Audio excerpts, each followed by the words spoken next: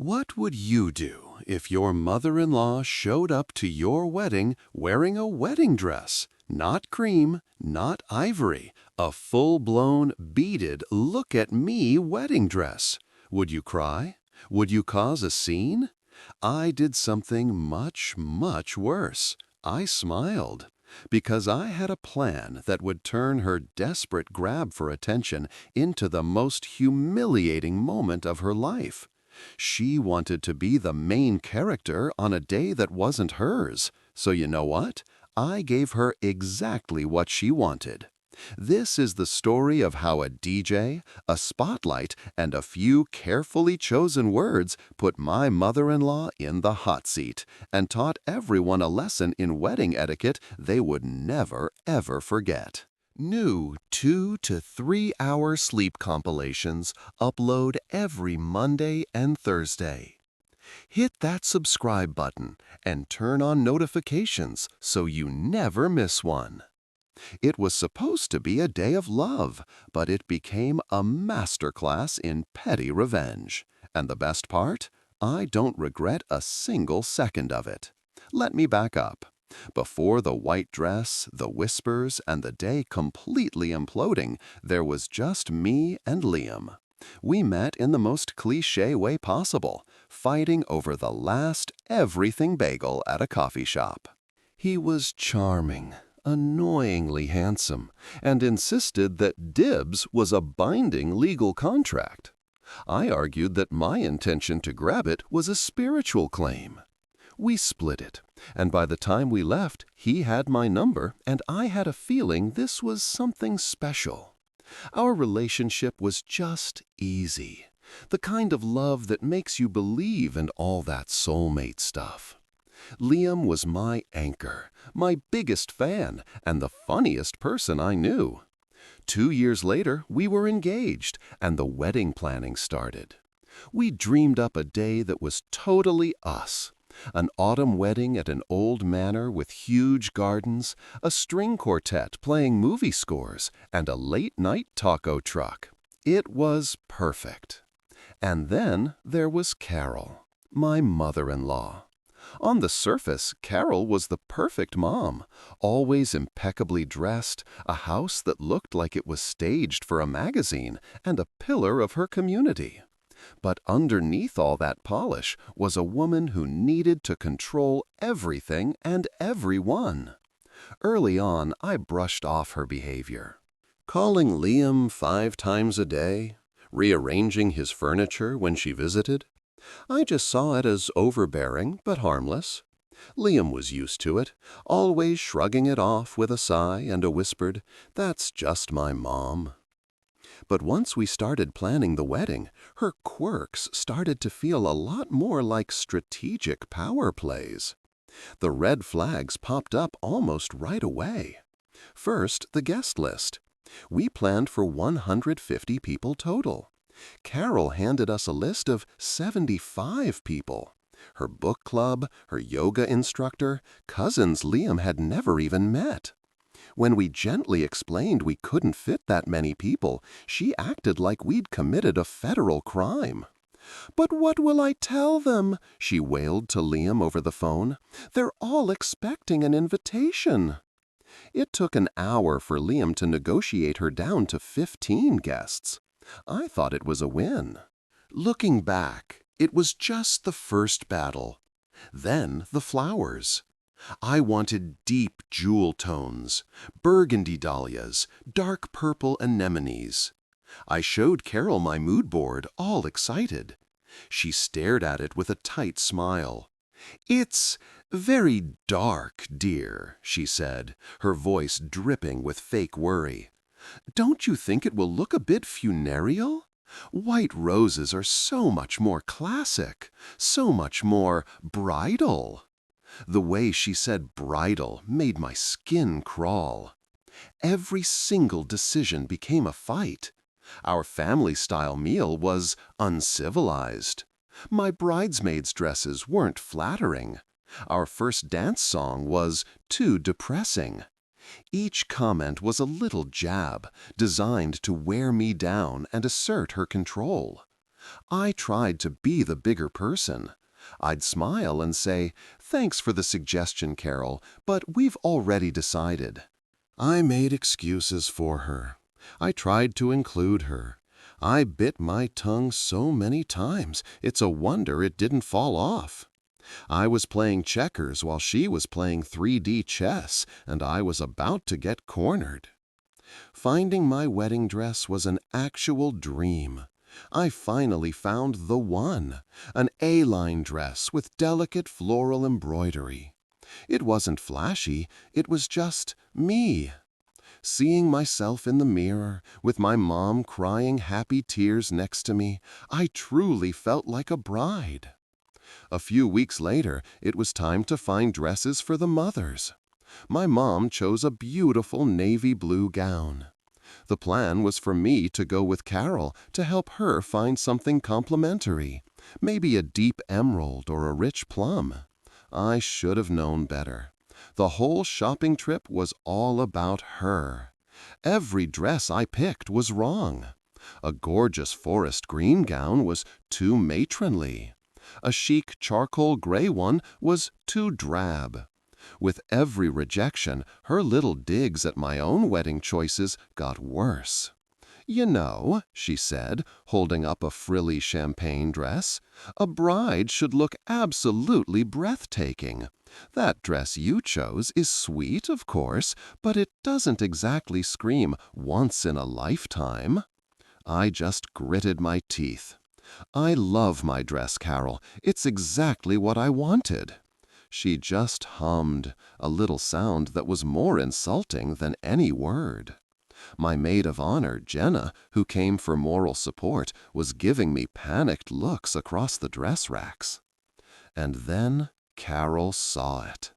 It was technically in the mother of the groom section, but it was a floor-length gown in a creamy satin, just a shade lighter than pure white. It had beading on the bodice and little cap sleeves. Let's be real. It was a wedding dress. It was more bridal than some actual wedding dresses I'd seen. "Oh, now that is stunning," Carol breathed, her eyes lighting up. "This has the wow factor, don't you think?" Jenna and I looked at each other in total panic. "Carol, that's basically white," Jenna said carefully. "It's not white," she shot back instantly. "It's a sophisticated neutral." "It's a wedding dress," I said, my voice coming out way firmer than I intended. "You can't wear a wedding dress to my wedding." She turned to me, and for a split second her sweet mom mask slipped. I saw something cold and defiant in her eyes. Then it was gone, replaced by a tinkling laugh. "Oh, don't be so dramatic, dear. I'm just admiring the craftsmanship." She stroked the dress one last time, then said something that haunted me for weeks. "It's just a shame. A mother should look just as radiant as the bride on her son's wedding day. It's our day, too, in a way." She ended up settling on a perfectly fine silver blue gown, and I let myself relax. I told myself I'd overreacted, that she would never actually do something so awful. Oh, how wrong I was. The silver blue dress was a decoy, a calculated distraction. She had already bought the white one. She was just waiting for the right moment to strike. The morning of the wedding was magical. I was in the bridal suite with my girls, sipping champagne, laughing, and getting ready. My dress was hanging in the corner, looking even more perfect. Everything felt right. Too right. The ceremony was at 3 p.m. Around 2, the photographer was getting pre-ceremony pictures. My mom was there, looking gorgeous in her navy gown. My dad was nervously pacing. Liam's father came in to wish me well. "Carol is just parking the car," he said with a hug. "She'll be right in." Those were the last peaceful moments of my day. 15 minutes later, we were on the grand staircase taking photos when I heard a collective gasp from the foyer below. I couldn't see anything, but I saw Jenna's face. Her jaw had literally dropped. My blood ran cold. I leaned over the banister, and there she was, Carol. She was wearing the dress from the boutique, the eggshell, beaded, floor-length monster. But under the bright lights of the foyer, it wasn't eggshell, it was white. Brilliant, unapologetic, look-at-me white. It was a wedding dress. With her hair and makeup professionally done, she didn't look like the mother of the groom. She looked like she was the bride. The whole world just stopped. The chatter died down. The photographer lowered her camera. All I could hear was the pounding in my own chest. This wasn't a mistake. This was a declaration of war. She saw me looking at her and gave me a tiny, triumphant smile that said, "Yes, I did this. Now, what are you going to do about it?" The joy from the morning evaporated and was replaced by pure, white-hot rage. This woman, who was supposed to be welcoming me into her family, had just walked into my wedding and planted a white flag of war. And in that moment, I knew I couldn't let her win. The silence was broken by Jenna. "Oh no, she did not," she whispered, already marching down the stairs. "I'll handle this." I watched from above, frozen. I couldn't hear what they were saying, but I saw Jenna talking urgently and Carol shaking her head, hand to her chest, acting shocked that anyone could possibly object. Jenna walked back up, her face grim. "She's not budging," she said. "She says it was the only appropriate thing she had and accused me of trying to start drama." The audacity was stunning. I turned to my mom. "What do I do?" "Get Liam," she said, her voice like steel. "This is his mother. He needs to handle it, now." I sent a bridesmaid to get Liam. I saw the exact moment he saw his mother. His easy smile vanished, replaced by a simmering anger I'd never seen on him before. He walked straight to her. Their conversation was a heated, whispered argument. I saw her start to cry, big, fat crocodile tears, playing the victim. Liam came up the stairs, his face pale. "She won't change," he said, his voice strained. "She claims she has nothing else to wear and that we're bullying her. She's threatening to just leave if we keep pushing." The ultimate manipulation. If she left, she'd become the martyr, driven away by her cruel new daughter-in-law. She had us backed into a corner. Even my conflict-avoidant father tried to talk to her husband, who just shrugged helplessly. "What do you want me to do? You know how she gets." That was it. My last hope was gone. I looked at the clock. It was 2:45. Guests were arriving, and I could hear the whispers and see the double takes as they saw Carol standing there like a ghoulish bridal clone. My day was being hijacked. Taking a deep breath, I walked down the stairs and right up to her. "Carol," I said, my voice surprisingly steady, "you are wearing a wedding dress to my wedding. I am asking you one last time, please go change." She dropped the sweet act. Her smile became a sneer. "Don't you dare speak to me like that. I am the mother of the groom, and I will wear what I please. This day is just as important for me as it is for you. Don't make a scene, dear. It's not all about you."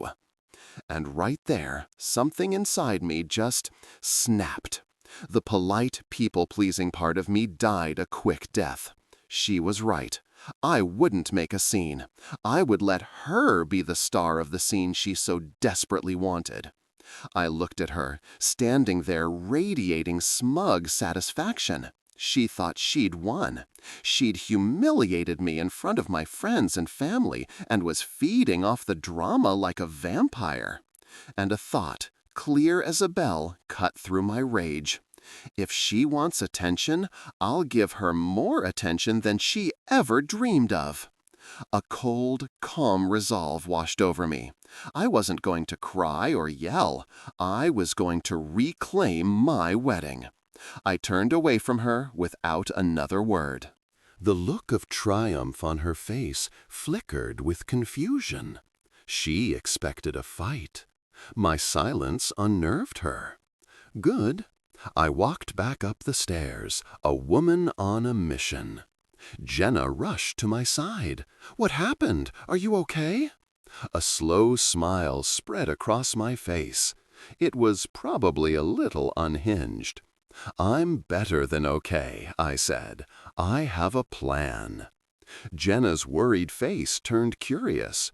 "What kind of plan?" "She wants a spotlight," I said. "I'm going to give her one." I strode through the manor, my wedding dress swishing around me, heading for the reception hall. The DJ, a friendly guy named Mike, was setting up his equipment. He'd seen his share of wedding drama, but he was about to become part of the legend.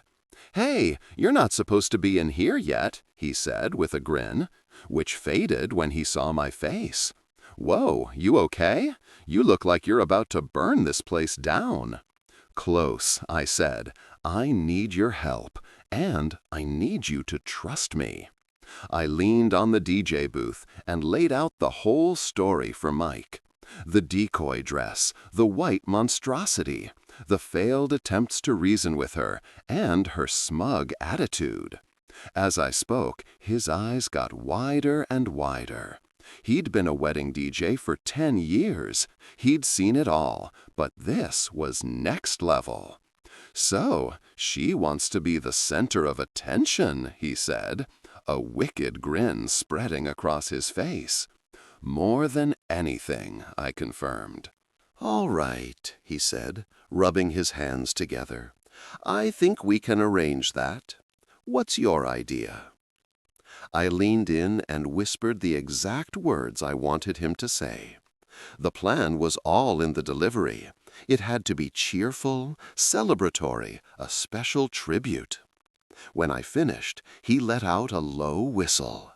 "That is diabolical," he said, his eyes sparkling. "I love it. It's a public service, really, a lesson in wedding etiquette." "Exactly," I said. "Can you do it?" He gave me a mock salute. "For you, the real bride, it would be my honor." We synchronized the plan. The announcement would happen right after our first dance. The ceremony itself was a blur. I said my vows, but part of me was just counting down the minutes. I walked down the aisle and refused to even look at Carol, but I could feel the guests' eyes flickering between the two of us. The reception started. We were introduced as husband and wife.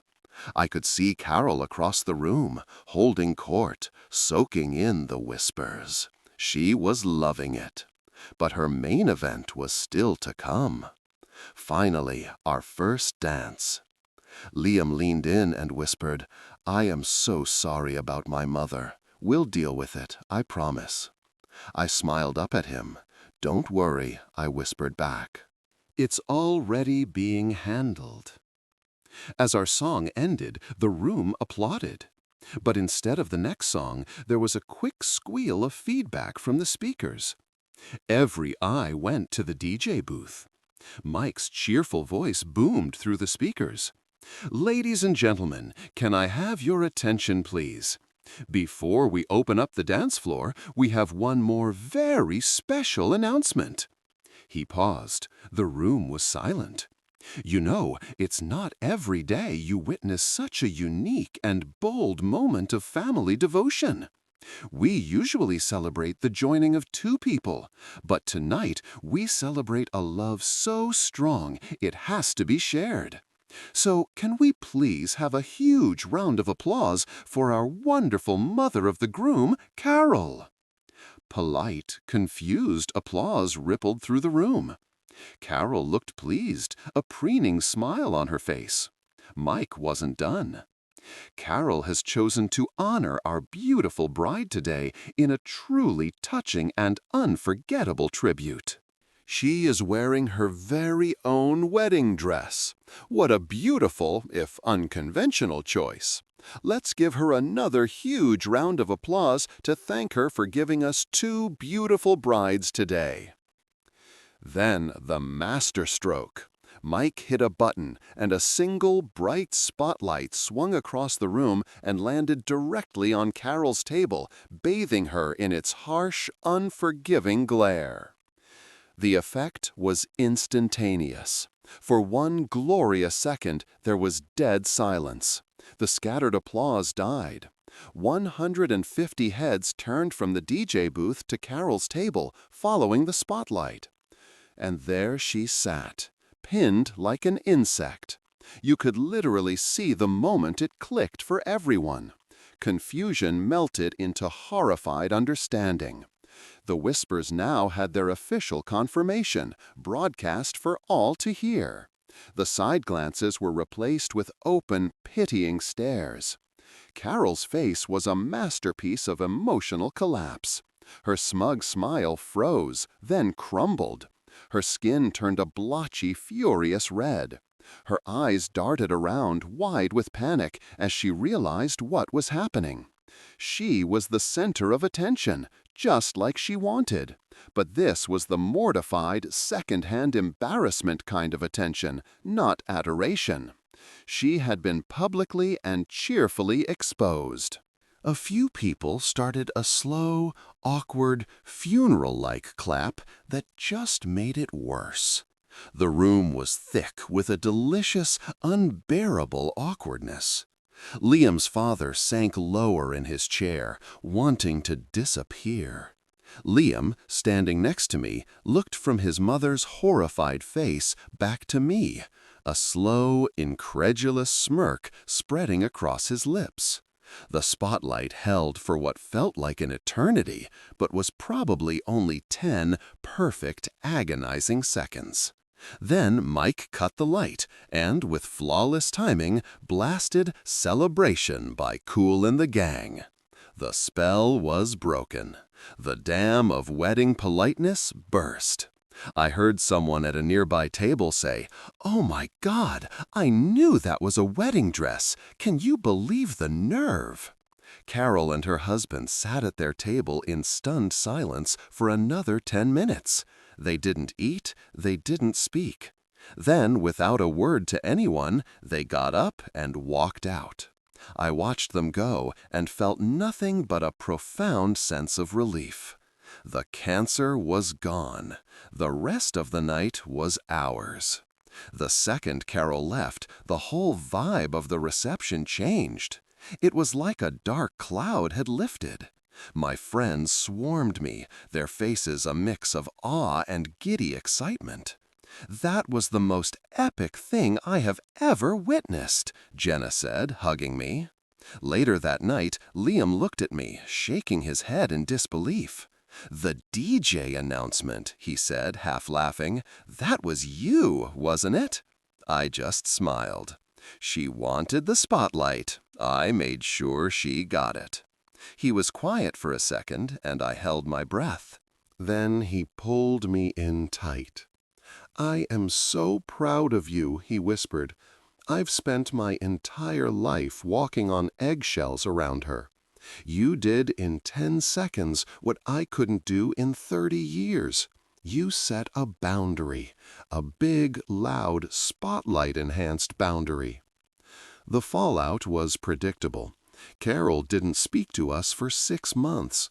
She tried to tell everyone her twisted version of the story where she was the victim. It didn't work. Everyone was there. Everyone saw the dress. The evidence was undeniable. Eventually, we reconnected, but the power dynamic had completely shifted.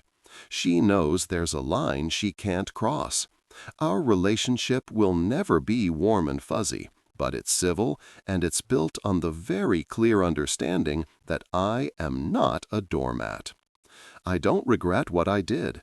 I was pushed to the edge, and I fought back with the only weapon that could work, her own narcissism. I reclaimed my wedding day, and in doing so, I set the foundation for a marriage built on partnership. She wanted to teach me a lesson, but in the end, I was the one who taught her about etiquette. And I'm sure it's a lesson she'll remember for a very, very long time. So, what's the verdict? Was I wrong, or was the revenge justified? Was the DJ announcement a stroke of genius, or did I go too far? Let me know what you think in the comments. And if you have a wild wedding drama story of your own, I would absolutely love to hear it. This is a safe space for petty revenge. And if you enjoyed this story, don't forget to like and subscribe for more stories where justice is finally served.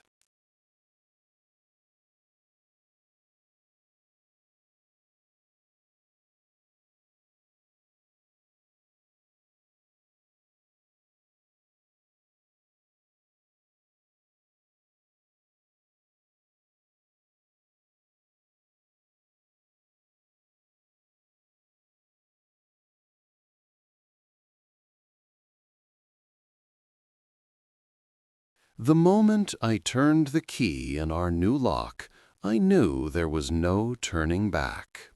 It was a strange, hollow victory. The brass felt cold and final in my hand, a stark contrast to the warmth we'd just left behind in Bali.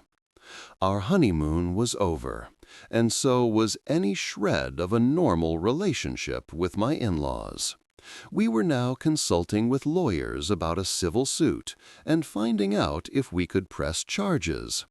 All because they thought our emergency house key was an open invitation to redecorate. Before we get into this absolute nightmare of a story, if you like hearing about navigating life's craziest moments, make sure to subscribe. You are not going to believe the audacity. It all started 6 weeks ago. My husband Mark and I were packing for our 2-week honeymoon, still floating from our wedding 3 days earlier. The wedding was perfect, a small ceremony that was exactly what we wanted, despite the constant, thinly veiled critiques from my mother-in-law, Carol. My relationship with Carol and my father-in-law, David, had always been tense. Polite, but tense. David is a classic enabler. He's a quiet man who just nods along to whatever Carol says, his silence a form of passive agreement. Carol, on the other hand, believes her opinion isn't just an opinion, it's a fact. Throughout our wedding planning, she had a suggestion for everything. The flowers were a little funereal, my dress was more modern than I'd have chosen, and our small wedding was a shame, but I suppose it's your money to waste. Each comment was a tiny paper cut. I'd vent to Mark, who would sigh and pull out the classic line, "That's just how she is, she doesn't mean anything by it." He loved his mom, and in the bliss of our engagement, I tried to believe him. I smiled, I nodded, and I let the small stuff slide. One incident during the wedding planning should have been a giant waving red flag. Carol insisted on coming with us to register for gifts. She'd walk through the store, grabbing the scanner and adding things without even asking us. When I gently took it from her and said, "Thanks, Carol, but Mark and I have this covered," she gave a tight, wounded smile. 2 weeks later, packages started showing up. A hideous, ornate lamp I specifically remembered deleting from the registry. A set of gaudy, gold-rimmed plates she'd insisted were timeless. When I brought it up with Mark, he gave that familiar sigh. She just wants to feel involved. She probably thought she was helping. He agreed to talk to her, which led to a tearful phone call where Carol accused me of being ungrateful and trying to steal her son. It was exhausting. We returned the items and the subject was dropped, but an icy silence settled between us. Despite all this, the issue of the house came up before our honeymoon. We have a cat, an anxious tabby named Oliver. A friend was going to check on him, but we were still nervous. What if there was a real emergency? A burst pipe? We lived an hour from my parents, but only 15 minutes from Mark's. We should give my parents a key, Mark suggested one evening. Just for emergencies, real life-or-death emergencies. I'll make sure they understand they can't use it otherwise. A knot of dread tightened in my stomach. I thought of the lamp, the plates, and her comments about our starter home being a bit plain. But I looked at Mark's happy face, and I didn't want to fight. He was right. What if something happened? I was being paranoid, right? Okay, I said, my voice weaker than I wanted. But you have to make it crystal clear, Mark. It's for emergencies only, like the house is on fire. They are not to enter the house for any other reason. Of course, I promise, he said, kissing me. I'll tell them, they'll get it. The next day, we dropped off the new key. Carol answered the door. Mark was explicit. Now, Mom, this is for emergencies only. Do not go in the house unless you call us and we tell you there is a serious problem. Our friend Sarah is checking on Oliver, so you don't need to worry about him. Carol clutched the key and smiled, a wide, bright smile that didn't quite reach her eyes. Of course, dear, you two have the time of your lives. Don't you worry about a thing. Her words should have been comforting. Instead, they sent a shiver down my spine. But the tickets were booked, the bags were packed, and the thought of 2 weeks in paradise was enough to make me push the feeling down. I chose to trust my husband, and, by extension, his mother. It was a mistake that would end up costing us thousands of dollars and any hope of a peaceful family relationship. Our honeymoon was a dream. 2 weeks of sun, beaches, and blissful disconnection. We were in our own little bubble. We sent a few pictures to the family group chat, which got enthusiastic replies from everyone except Carol and David. They just liked the photos. We figured they were giving us space, and honestly, we were grateful. The flight home was long, but we were excited to get back to our own bed and our cat. When the cab finally pulled onto our quiet street, I felt a wave of relief. Home.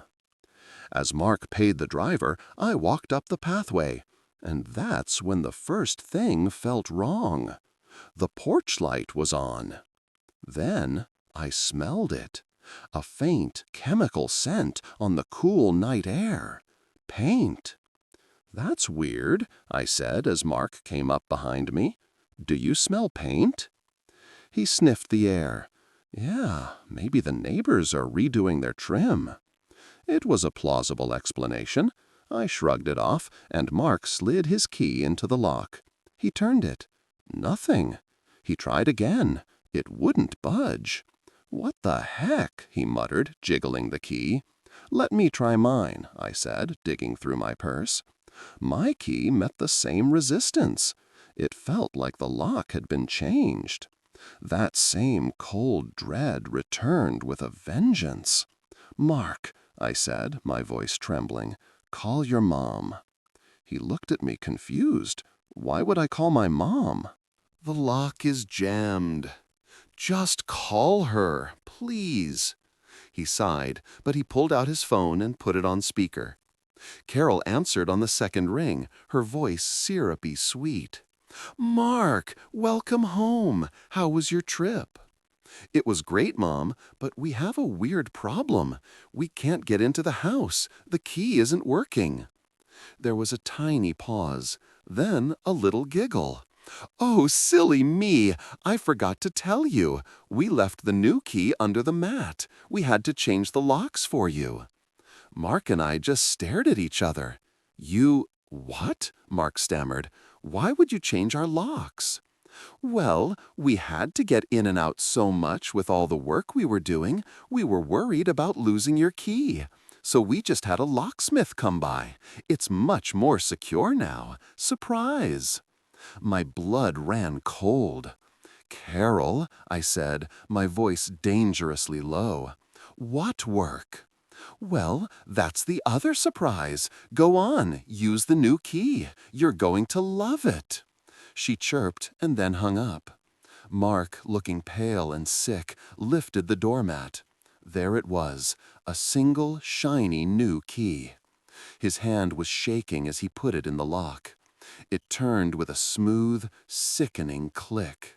He pushed the door open, and the smell of paint hit us like a physical blow.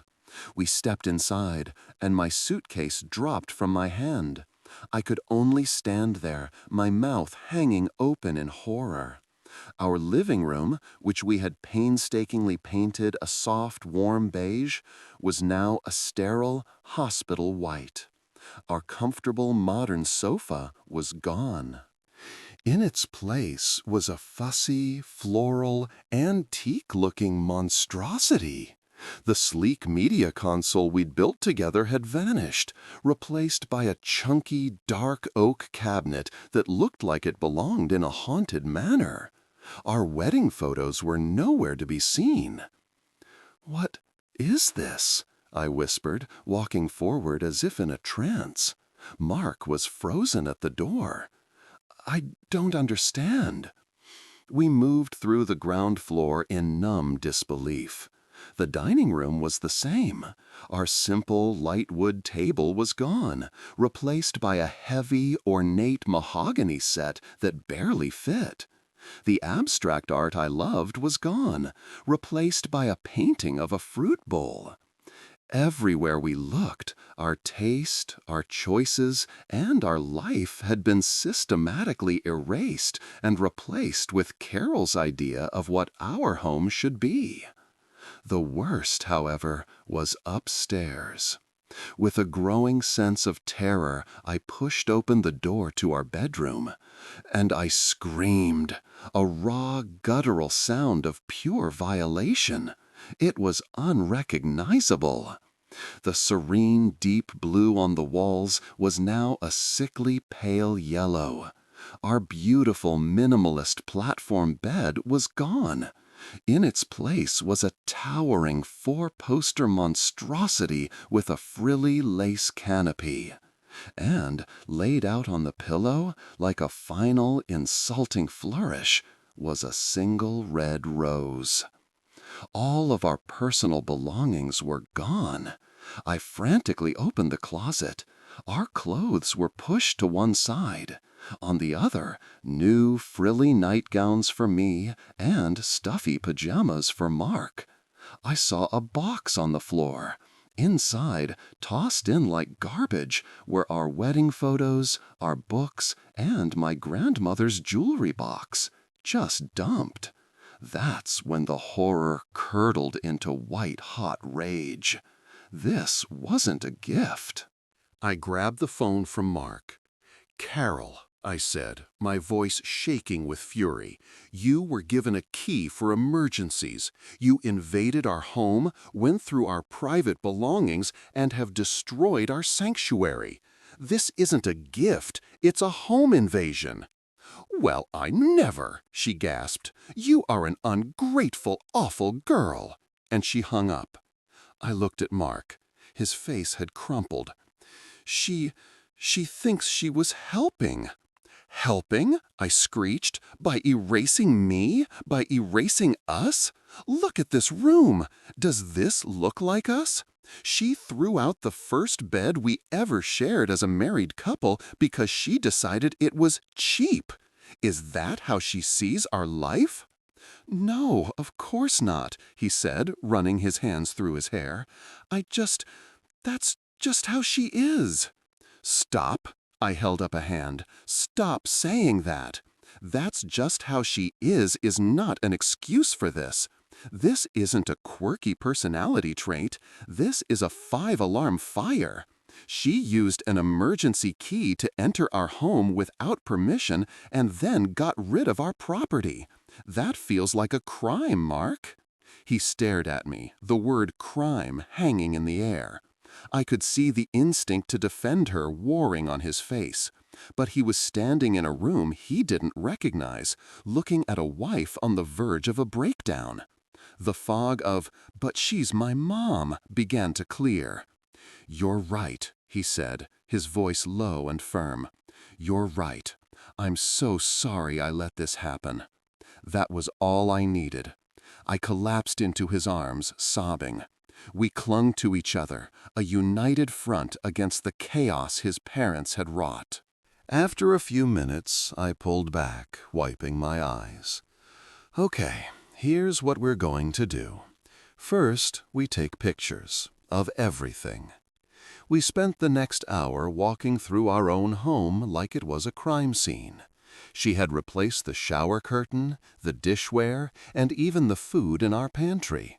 It was a complete colonization. When we were done, I sat down at the offensive mahogany dining table. "Okay, step 2. We are calling the police." Mark flinched. "The police? Are you sure? They're my parents." "They committed a serious offense, Mark," I said, my voice firm. "I'm not saying we press charges this second, but we need a police report. We need an official record of what happened here. A lawyer is going to need it." He hesitated, the conflict playing out on his face. This was the point of no return. But then he looked around the room, at the dark, heavy furniture that felt like it was suffocating him. "Okay," he whispered, "let's do it." 2 officers arrived about 30 minutes later. You could tell they thought it was a simple domestic dispute at first. "So, you're saying your mother-in-law redecorated?" one of them asked, a hint of skepticism in his voice. "I'm saying my mother-in-law was given a key for emergencies only," I corrected him calmly.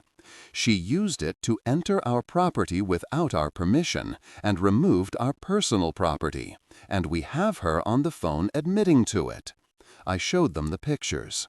As they saw the extent of it, their demeanor changed. "The fact you gave them a key complicates things criminally," the older officer explained. "Permission to hold a key for an emergency isn't blanket permission to enter. But prosecutors can be reluctant to file charges in family disputes like this." This may be handled more effectively as a civil matter. He noted that what she did with our property could fall under civil statutes like conversion. They took our statements and gave us a case number. "Your best bet is to speak to an attorney," the officer said as they were leaving. "They can advise you on a civil suit and whether pressing for criminal charges is viable.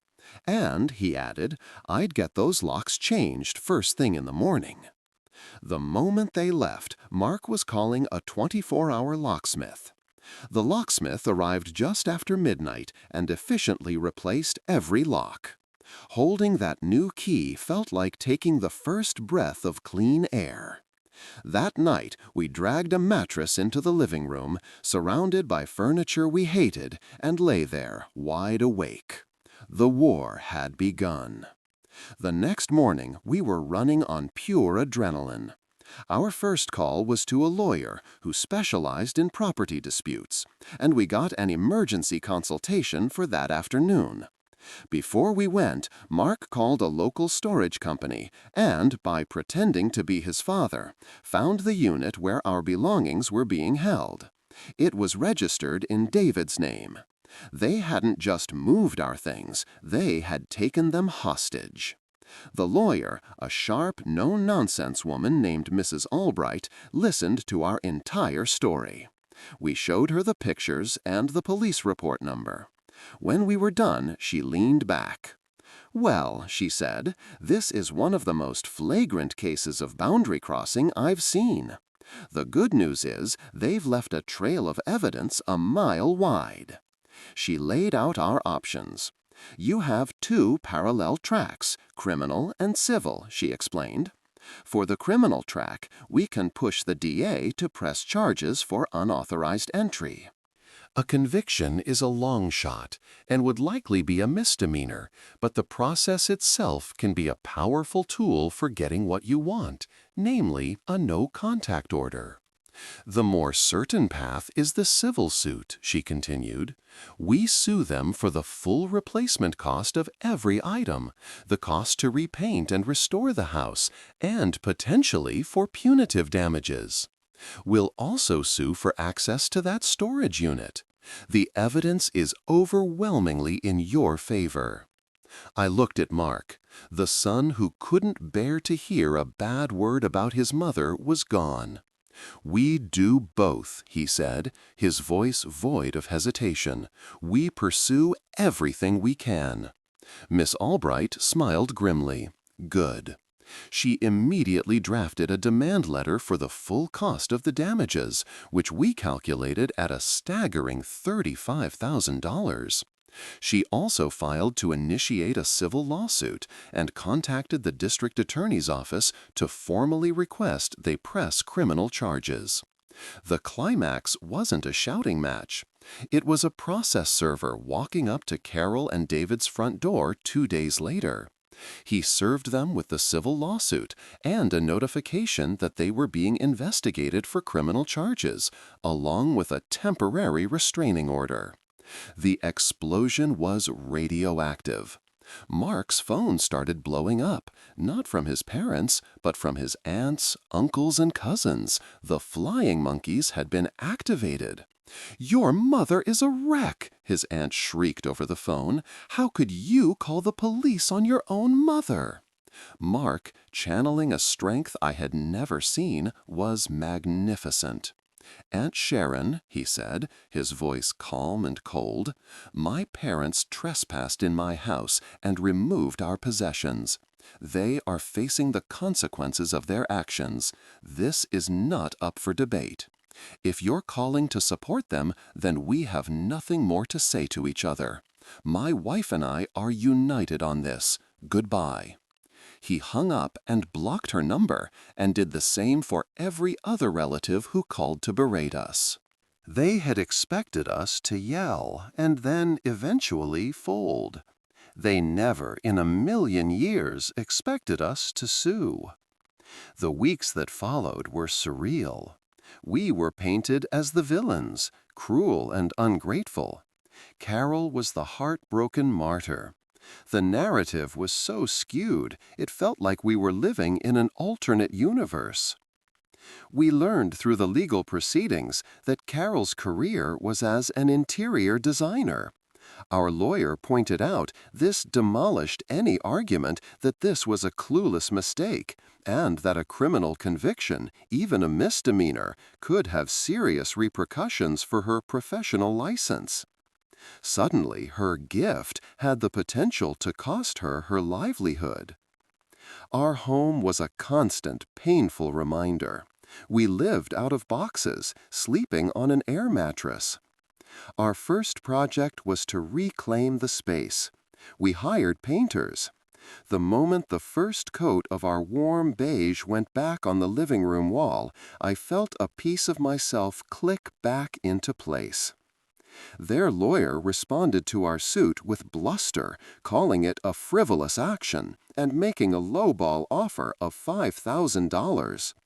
Ms. Albright's response was swift and brutal, rejecting their offer and stating we were fully prepared to proceed with both the civil and criminal cases. She also filed a motion for replevin to have our property immediately returned. Faced with the mounting evidence and legal pressure, their bravado crumbled.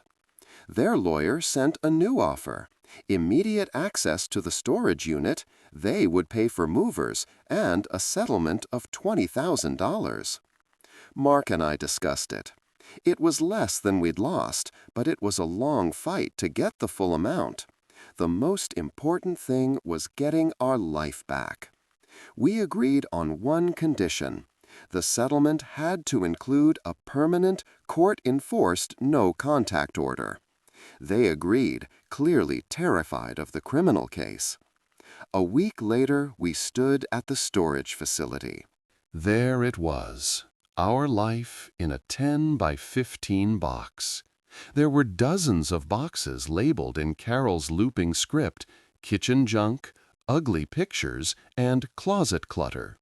Seeing my grandmother's jewelry box in a box labeled clutter sent a fresh wave of rage through me, but I swallowed it down. We were winning. That evening, as movers set up our real bed in our newly blue bedroom, Mark and I just held each other. The house was still a mess of boxes, but it was our mess, our life. We were taking it back. In the end, the legal system delivered a clear verdict. On the criminal side, faced with the evidence and the threat to Carol's career, my in-laws accepted a plea deal. They pleaded guilty to misdemeanor criminal trespass. They received a year of probation, a small fine, and, most importantly, the court issued the permanent no-contact order we wanted. The wall we needed was now built of steel. The $20,000 settlement check arrived a week later. It didn't cover everything, but it covered our legal fees and the cost of replacing what was damaged. More than the money, it was a written admission of guilt. It has been a year now. Our house is finally our home again. We have zero contact with Mark's parents. The few family members who sided with them have faded from our lives.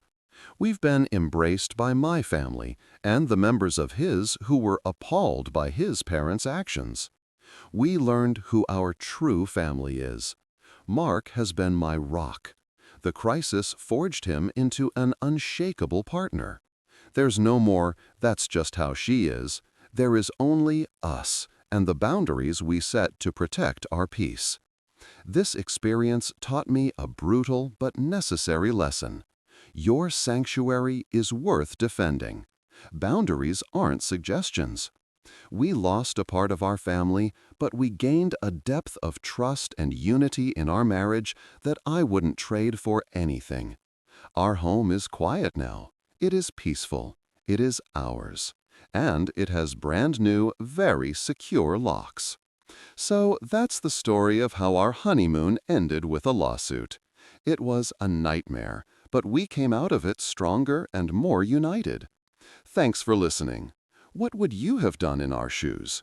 Would you have taken legal action against your own family? Let me know in the comments. I'm genuinely curious, and I read them all. Thanks for being here. Still awake? Drop a comment with which in-law story shocked you most, and subscribe for more calming Reddit compilations to help you sleep. It's strange, isn't it? How one single moment, just a few words, can completely change a relationship you thought you understood. You can spend years building something, trust, affection, family, and then watch it all get blown up by a handful of words spoken in a crowded restaurant. For me, that moment came at my mother-in-law's 60th birthday party. She stood up, tapped her wine glass, and with a smile that didn't quite reach her eyes, she stole the most personal news of my life and made it her own. But as awful as the announcement was, it wasn't even the worst part. The worst part was what I found out later. The worst part was realizing this wasn't just an impulsive, overexcited grandma-to-be.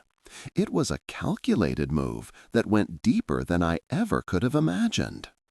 Before we get into the train wreck of that evening, I need to give you a little context about my mother-in-law, Carol. Carol is a presence. She's the kind of woman who walks into a room and expects the room to notice. I never thought she was malicious, not really. She's just a lot. Her love is loud. Her opinions are facts. Her desires are priorities. My husband, Mark, is her only child, and their relationship has always been, let's say, deeply enmeshed. He loves her, of course, but he's also spent most of his adult life learning how to lovingly manage her and gently deflect her more intrusive side. Our relationship, Carol's and mine, had always been friendly, if a little strained. I'm a quieter person. I don't need to be the center of attention. In fact, I try to avoid it. This baffled Carol.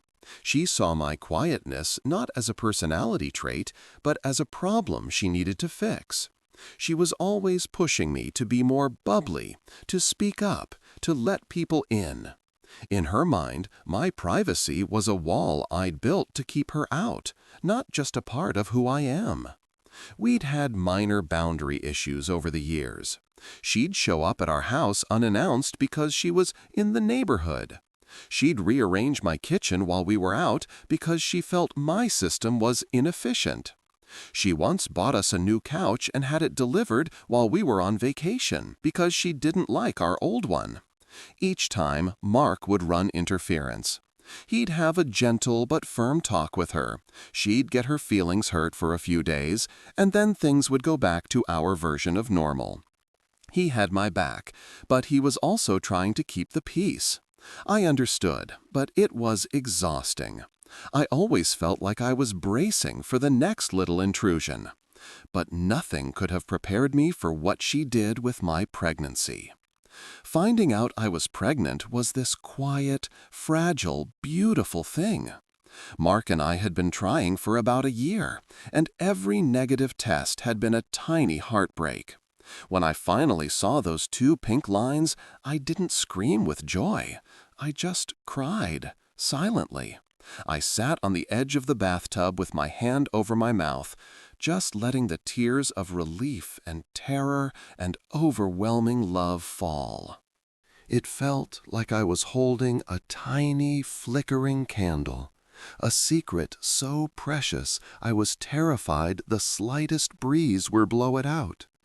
We were only 8 weeks along. 8 weeks. Anyone who's been pregnant knows what a fragile and scary time that is. The first trimester is a minefield of anxiety, morning sickness, and statistics. Miscarriage is incredibly common, a silent loss that so many of us experience. Because of that, we had decided to wait. We weren't just waiting to tell the world, we hadn't even told our own parents or closest friends. We wanted to get past the 12-week mark, have that first ultrasound, hear the heartbeat, and feel a little more sure that this tiny life was really here to stay. This secret was ours. It belonged to me, Mark, and the little cluster of cells growing inside me. It was a sacred, private little bubble of hope, and I was guarding it with everything I had. Those first few weeks were a blur of secret smiles between me and Mark, of me trying to hide that the smell of coffee made me want to throw up, and of him sneaking me crackers like we were co-conspirators on the world's most important mission. We had our first doctor's appointment at 7 weeks. Seeing that tiny, flickering speck on the screen, it made it real. It wasn't just an idea anymore. It was a life. Our doctor was wonderful. We talked about everything, and she helped me get set up with the online patient portal, a system the clinic used for test results and appointments. I picked a password, something I thought was secure, and didn't think about it again. That was my first mistake. In the middle of all this quiet joy, Carol's 60th birthday was looming. Mark's dad, Harold, was throwing her a huge dinner party at her favorite Italian restaurant. Not just family, but all their friends, old neighbors, everyone. It was going to be an event. And Carol was treating it like her own coronation. For weeks, all she could talk about was this party. What she was going to wear, who was sitting where, and the speech she was preparing. Honestly, I was dreading it. I was in the thick of first trimester nausea and exhaustion. The idea of spending hours in a loud restaurant, faking being bubbly, and dodging questions about why I wasn't drinking was my personal hell. I was so sick some days that just getting out of bed felt like a huge achievement. One afternoon, about a week before the party, Carol called while I was lying on the couch, feeling particularly green. "Hi, dear," she chirped. "Just checking in. You've been so quiet lately." I tried to sound upbeat. "Oh, just busy with work, a little tired." "Tired? You're young. You shouldn't be tired," she said with a little laugh that was supposed to be teasing but landed like a judgment. "Are you sure you're all right? You've seemed a bit off, pale even." My heart started pounding. It felt like she could see right through the phone. "I'm fine, Carol. Probably just a bug." "Well, you need to be in top form for my party. It's going to be a wonderful night," she went on. "Make sure you wear something nice. The photos will be everywhere." That was Carol in a nutshell. Her concern always circled back to her. My well-being was important, but mostly in how it affected her event. I hung up feeling even more drained. Mark found me on the couch and rubbed my back. "Mom again?" he asked. I just nodded. She's a heat-seeking missile for anything that's not about her. "Just a few more days. We'll go, smile, eat, and be home by 10, he promised. "We can do this." I wanted to believe him, but a knot of dread was tightening in my stomach, and it had nothing to do with morning sickness. The night of the party arrived. I spent an hour on my makeup, trying to hide the green tint my skin had taken on. I picked a loose black dress, hoping it was elegant enough for Carol, but comfy enough to breathe in. As we drove to the restaurant, Mark held my hand. "You okay?" he asked. "I just have a bad feeling," I admitted. "It's just a lot of people, and a lot of Carol." He squeezed my hand. "I'll be right by your side. If you feel sick or want to leave, just give me the signal." The restaurant was packed. There must have been 50 people crammed into a private room. The air was thick with perfume and loud laughter. Carol was in her element, floating between tables in a shimmering gold dress, holding court. She greeted us with air kisses, her eyes immediately scanning my outfit. "Oh, black, dear. A little too funereal for a birthday, don't you think? But you look fine," she said, her smile a little too tight. She turned to Mark, grabbing his arm. "Isn't this wonderful, darling? All these people here for me." We found our seats at a table with some of Mark's cousins. The small talk was painful. Everyone had a glass of wine. When the waiter came to me, I ordered a sparkling water with lime. "Oh, are you the designated driver?" one of the relatives, an aunt named Linda, asked innocently. "Something like that," I mumbled. But Carol, passing by at that exact moment, overheard. Her ears were finely tuned to any scrap of gossip. "Not drinking, dear?" she asked, a little too loud. A few heads turned. "Are you on medication or something?" My face flushed. "No, I just don't feel like it tonight." She gave me a long, strange look. It was a look of intense scrutiny, but there was something else behind it I couldn't figure out. It almost looked like confirmation. She held my gaze a second too long, then patted my shoulder with a dramatic sigh. "Well, suit yourself. Don't let me have all the fun." And she swept away. The rest of dinner was a blur of pasta and forced smiles. I felt sick and anxious and just wanted to be home in my pajamas with my secret. I kept glancing at Mark, who was trying his best to chat with people while keeping a protective eye on me. Finally, after dinner, Carol's husband, Harold, stood up and gave a lovely, heartfelt speech about his wife. Everyone applauded. Then Carol stood up. This was her moment, the spotlight. She started by thanking everyone. She talked about how blessed and loved she felt. It was all very standard, very theatrical. I started to relax, thinking we were almost at the end. And that's when it happened. She raised her glass. This has been the most wonderful birthday. Turning 60 is a milestone, but tonight I feel younger than ever. And I think it's because I have some very, very special news to share. It's a gift, really. The best gift a mother could ever ask for. A confused murmur went through the room. I looked at Mark, frowning. What was she talking about? Carol's eyes scanned the crowd, and then they landed directly on me. She gave me that same strange, triumphant smile. My blood ran cold. I knew. In that instant, I knew what she was about to do. Everything slowed down. I could hear ice clinking in a glass and someone coughing. The whole world was holding its breath, and I was screaming on the inside, a silent, primal, "No, no, no, please don't." And then she said it. "It seems my birthday isn't the only big news in the family," she boomed. "I wanted to be the first to tell you all.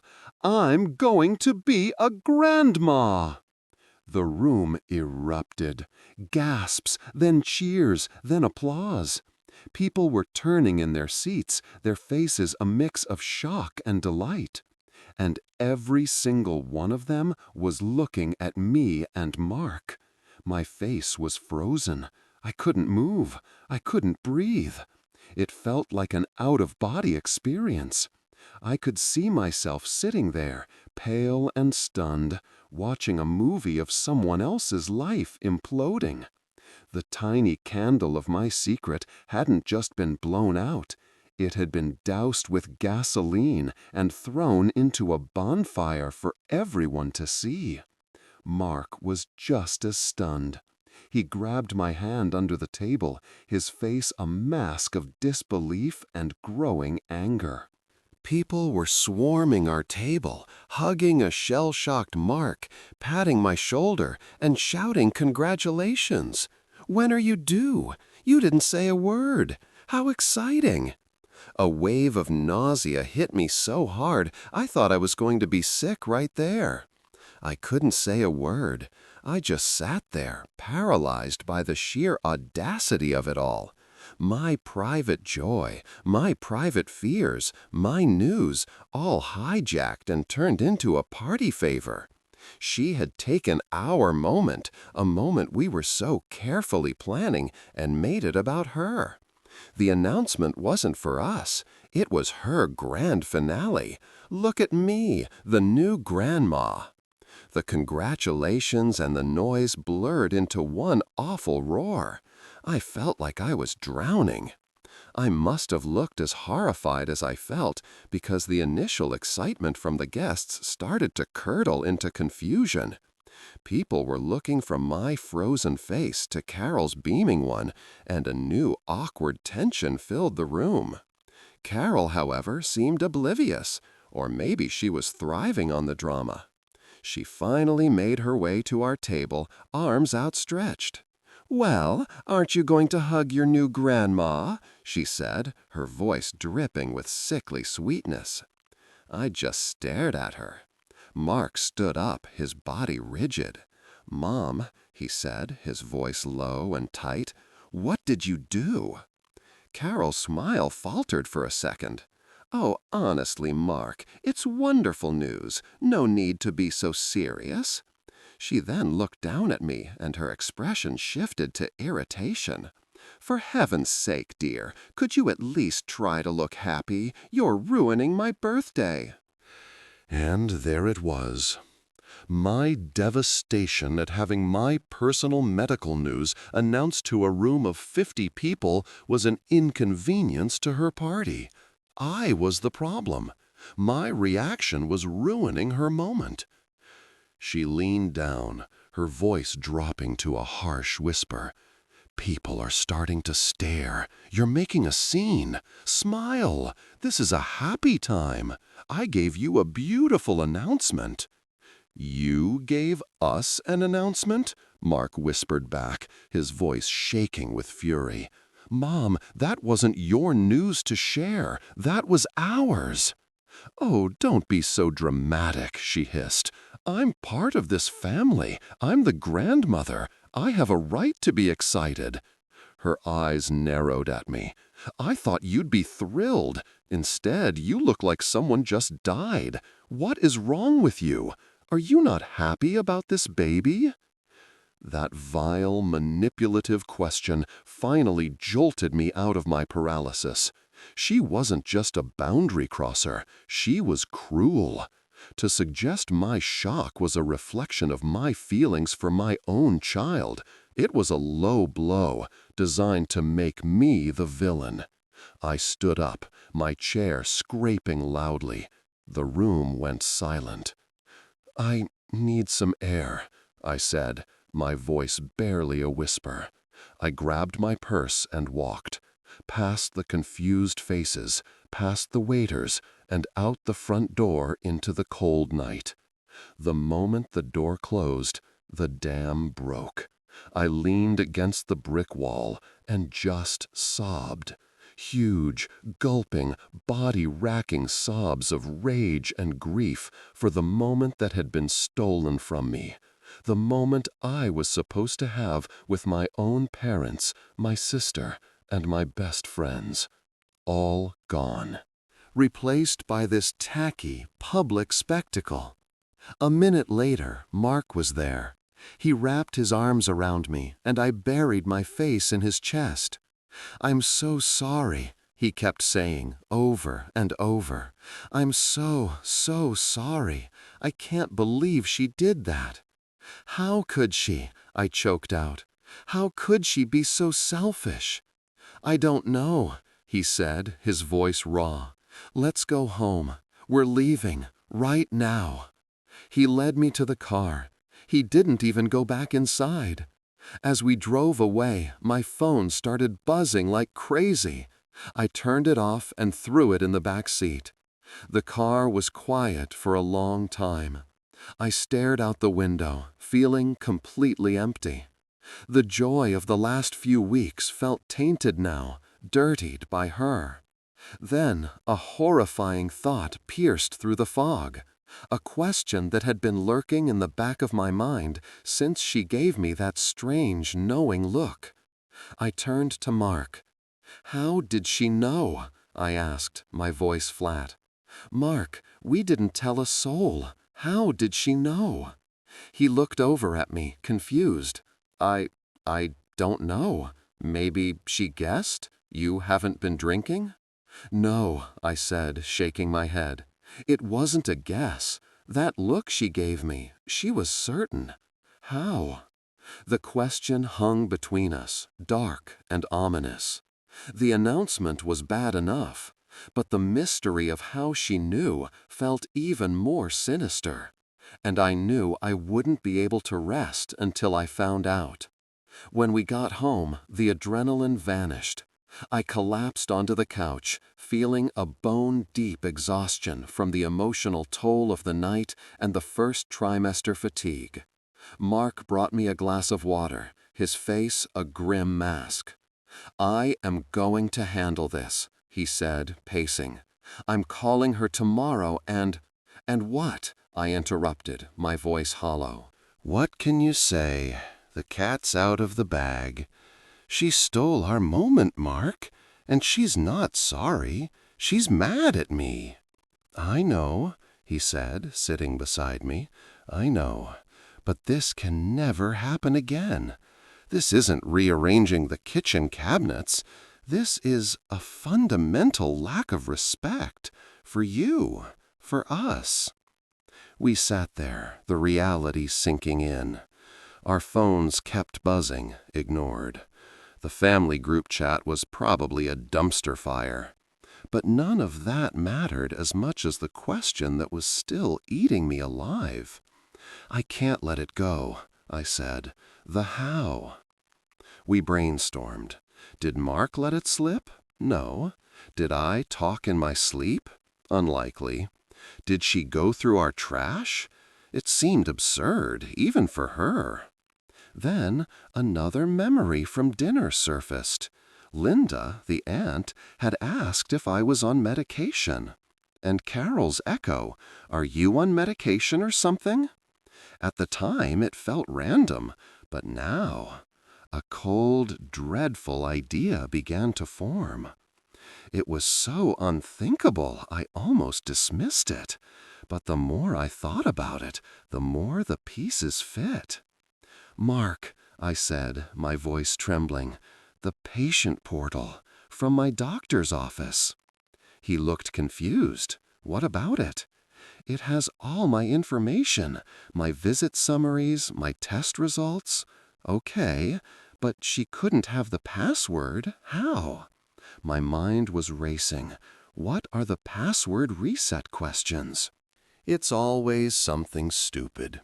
Your mother's maiden name, the street you grew up on, your first pet's name. I trailed off, my eyes widening in horror. Carol knew all of those things about me. She'd made it her business to know every detail of my life. My hands were shaking so badly I could barely type as I grabbed my laptop.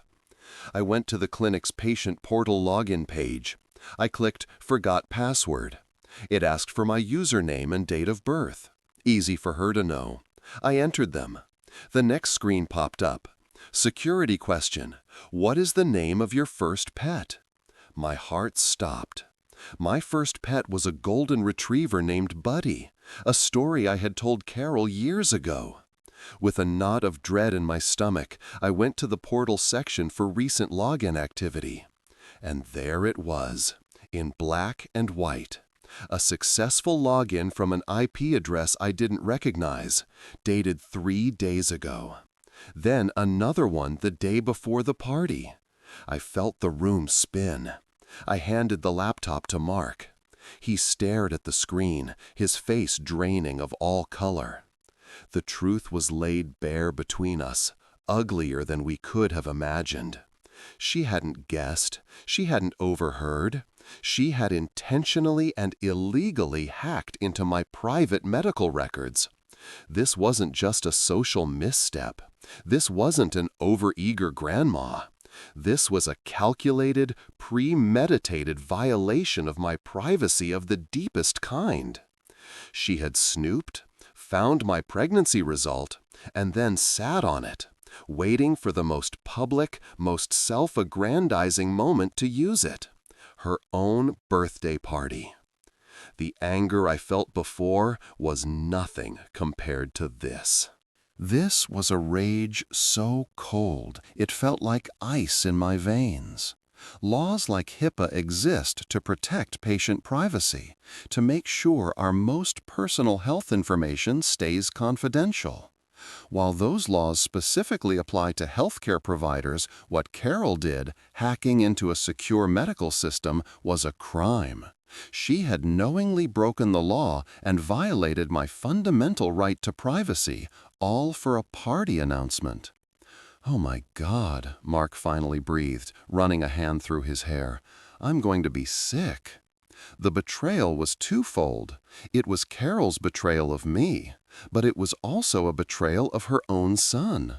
Mark had spent his life defending her, managing her, and making excuses for her.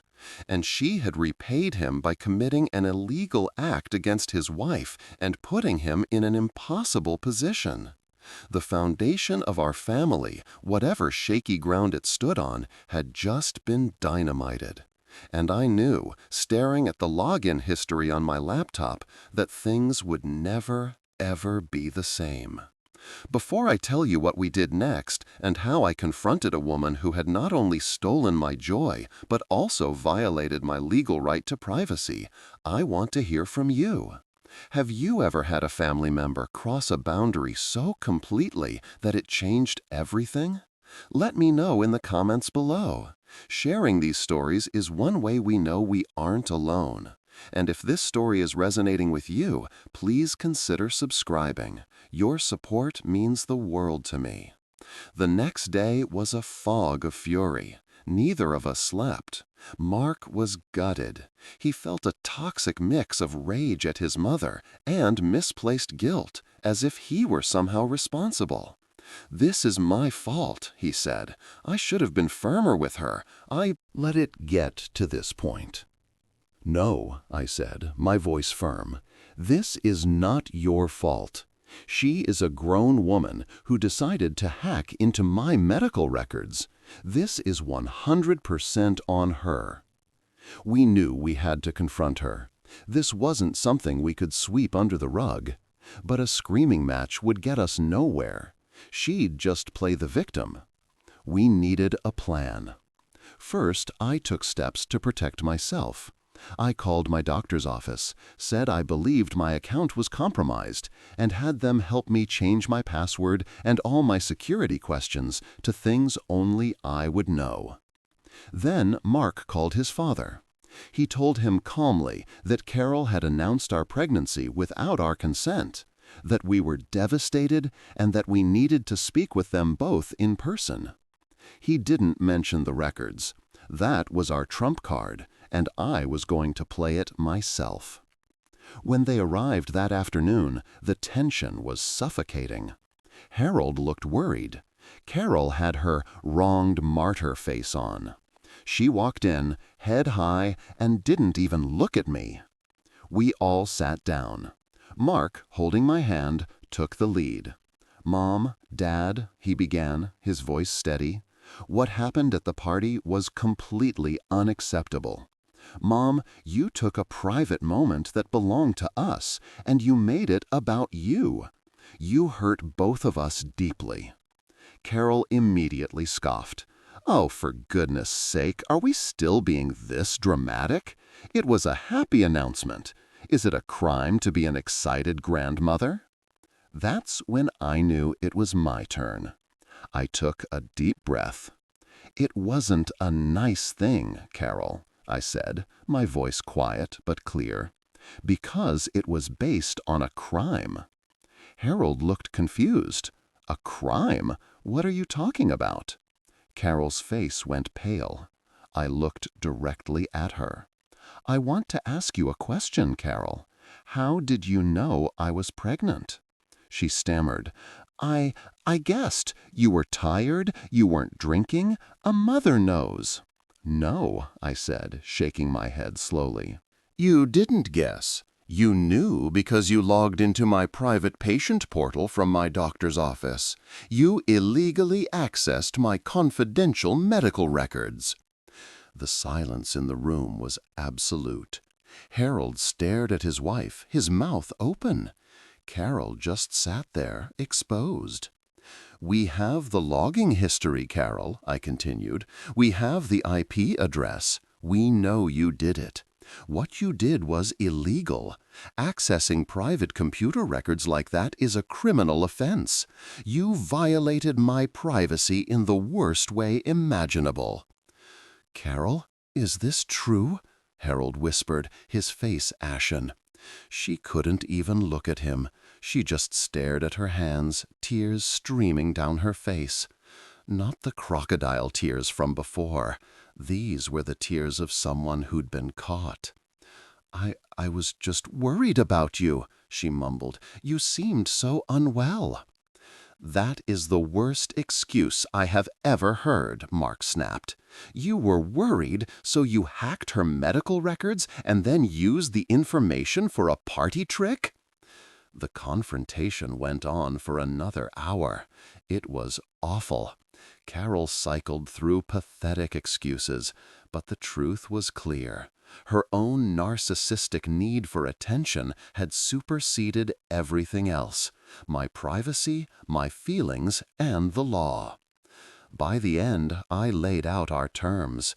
They were not negotiable. "First," I said, "you are on an information diet. You will know nothing about this pregnancy until we choose to share it, and you'll find out with everyone else. You have lost your grandmother privilege for good." Second, you will never be welcome in our home unannounced again. All visits will be scheduled. Third, I continued, my voice hardening, you will write an apology to the entire family, explaining that you overstepped and that the news was not yours to share. You created the public spectacle. You can publicly clean it up. Carol looked horrified. Harold just nodded, his face grim. And finally, I said, we need space, a lot of space. We will not be seeing you or speaking to you. We will let you know when or if we are ready. If you try to push or guilt us or use other family members to get to us, that period of no contact will extend indefinitely. I told her I had every right to report her to the authorities for what she did. I told her that for Mark's sake and for our baby, who deserved some semblance of a family, I wouldn't, for now. But the threat was there, a promise of what would happen if she ever crossed a line like this again. They left soon after. The victory, if you could call it that, felt hollow. My relationship with my mother-in-law was broken beyond repair. The trust was gone forever. In the weeks that followed, we stuck to our boundaries. Carol, surprisingly, sent the apology email. It was weepy and self-pitying, but it met the letter of our demand. We kept our distance. It caused a rift in the family, with some siding with her, saying we were being too harsh. But the people who mattered, our friends, my family, and Mark's father, understood. The rest of my pregnancy was peaceful. It was ours again. We announced the gender on our own terms. We shared our joy with the people we trusted. When our beautiful baby was born, we were the ones who got to introduce him to the world. Carol was one of the last to know. When she finally did meet her grandchild, it was on our terms, in our home, for a short, supervised visit. The relationship is different now. It's polite, distant, and built on very clear rules. There's a sadness in that, a grief for the family I thought I was joining. But there's also a strength.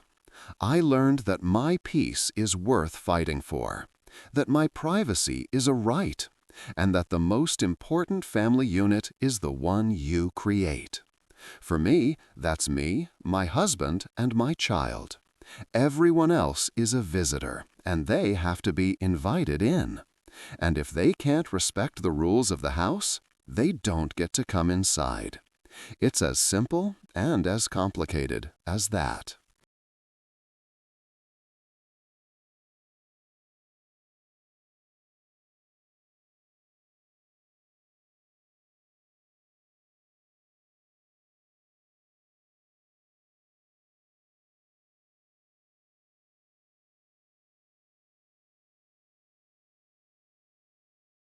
My father-in-law gave us an ultimatum. Name our baby after his racist mother, or he'd cut us off completely. He really thought he had all the power. He thought his money could buy him control over our lives, over our own child. He figured he could just erase 5 years of pain and bigotry with one grand gesture to honor the very woman who caused it all.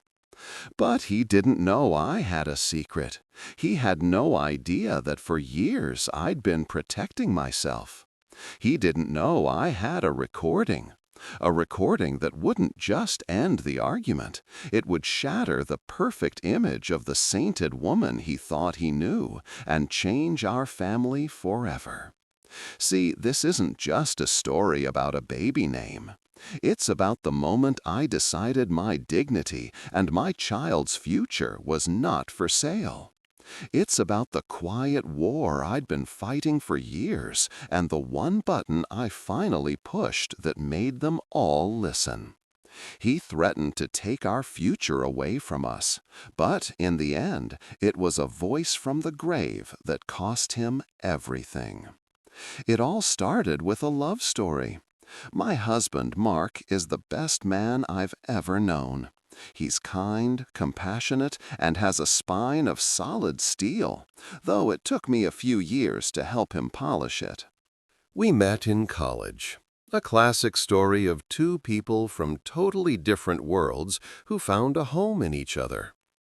I was on a scholarship, juggling 2 jobs to get by, and he came from a family that never had to glance at a price tag.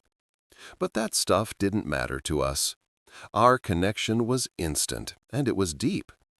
When he proposed 2 years after we graduated, saying yes was the easiest thing I'd ever done.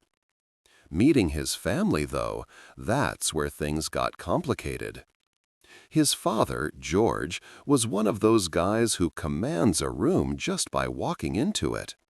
He was loud, confident, and had that kind of casual wealth that makes you feel a little shabby no matter what you're wearing. He was polite enough at first, in a distant, I'm observing you sort of way. But his mother, Eleanor, she was something else entirely. The first time I met Eleanor, she looked me up and down, and I swear it felt like a physical inspection. She smiled, but it was this tight, thin-lipped thing that didn't even come close to her cold blue eyes. That first dinner was a minefield of little jabs. "Oh, where is your family really from?" she asked, after I'd already told her I grew up in Chicago. "You're so articulate," she'd comment, like she was genuinely shocked I could put a sentence together. Mark, bless him, was kind of oblivious at first. He was just so used to his mom's abrasive personality that he'd brush it off. "That's just how she is," he'd say. But it wasn't just how she was. It was aimed right at me. Over the next 5 years, her behavior went from thinly veiled racism to just outright racism. She would forget to set a place for me at the table. She'd host family get-togethers and accidentally leave me off the email chain. If I ever mentioned a tradition from my culture, she'd wave a dismissive hand and say, "Well, we don't do that here." The worst was when she would pull Mark aside, right in front of me, but just out of earshot, and hiss at him. I didn't need to hear the words. I could see it in the frantic, desperate way she'd gesture toward me. The mask completely dropped about a year into our marriage. We were at a family barbecue, and I was walking back to the table when I heard my name. I stopped, hidden by a big oak tree. "I just don't understand why he did it," Eleanor said, her voice dripping with venom. "I told him over and over to marry someone from his own kind, someone who fits. It's a betrayal to our family's legacy." Her sister just murmured something in agreement. I felt the air get punched out of my lungs. It's one thing to feel it, to feel the coldness and the exclusion. It's another thing entirely to hear it said out loud, to know that in her eyes, I wasn't just an outsider.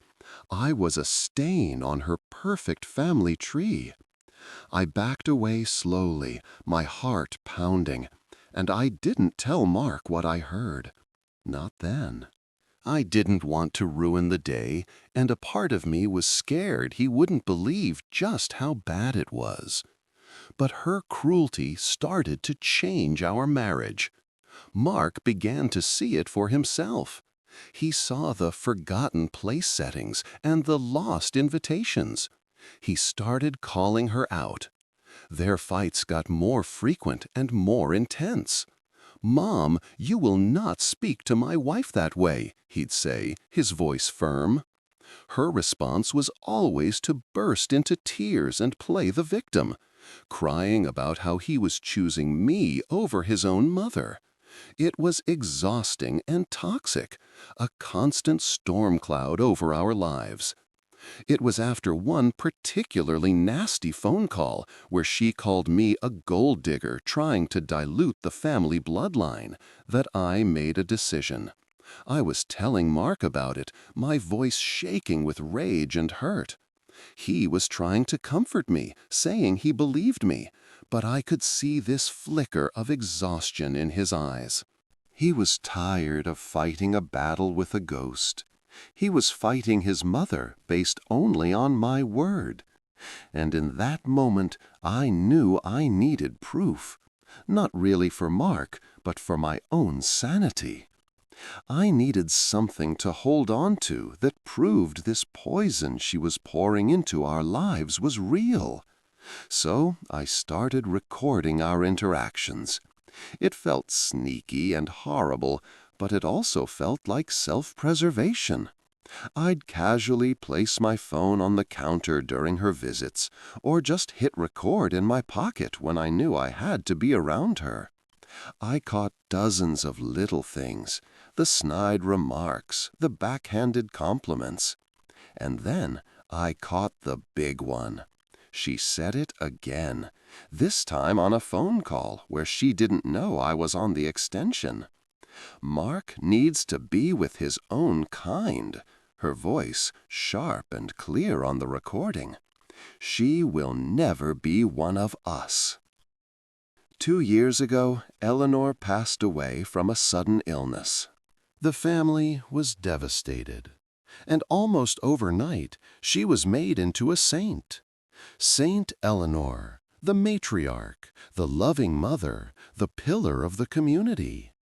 All the bitterness, the cruelty, the racism, it was just erased, replaced by this flawless, idealized woman who never existed. My father-in-law, George, was the main architect of this new history. He talked about her like she was a goddess.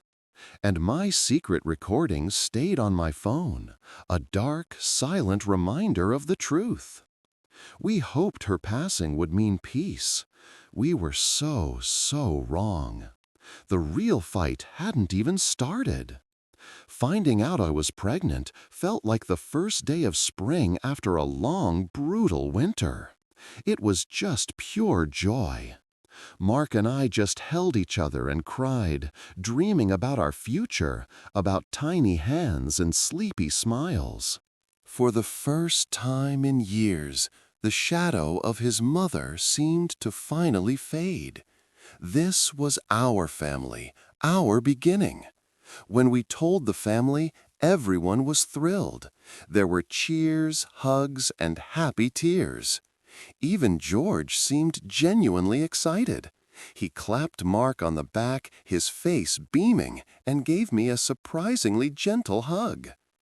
Eleanor would have been so happy, he said, his voice thick with emotion. I managed a tight smile. The thought was bittersweet. I knew the real Eleanor would have been anything but happy. But I let it go. For the sake of peace, for our baby, I just let it go. A few weeks later, George invited us over for a special dinner, just the three of us. He said he wanted to discuss something important about the baby. Mark and I were cautiously optimistic. Maybe he wanted to set up a college fund or offer us the family cradle. We went to his house feeling a sense of hope we hadn't felt in a very long time. The house was dead quiet when we arrived. George led us into the formal dining room, a room they only used for holidays and huge occasions. The table was set with the best china and silver. The air felt heavy and formal, and my optimism started curdling into that familiar anxiety. George wasn't smiling. He looked solemn, almost grave. He poured us sparkling water and then launched into this long, rambling speech about family, legacy, and the importance of honoring those who came before us. He talked about Eleanor for a solid 10 minutes, painting a picture of a woman I didn't recognize at all.